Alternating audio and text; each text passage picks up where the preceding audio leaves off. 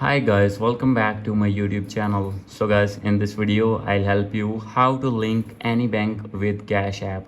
So guys, if you're using Cash App on your iOS device or Android device and you want to link any debit or credit card or any bank, I'll help you how can you do this. So let's get started without wasting any time.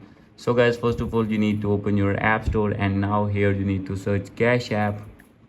So guys, after searching it, you need to open your Cash App and you need to check for update. If your app is not updated, you need to update your app, and after doing update you need to go back on your home screen, and guys from here you need to check for update, and guys after this you need to go back, open your Cash App, and guys after this you need to click on your main profile icon, and here you need to scroll it down, and here you can see the option of linked banks. Click on it and click on link debit card. So guys, here you need to write your card number, and below you need to write your expiry date and CVV, and here you need to enter your zip code.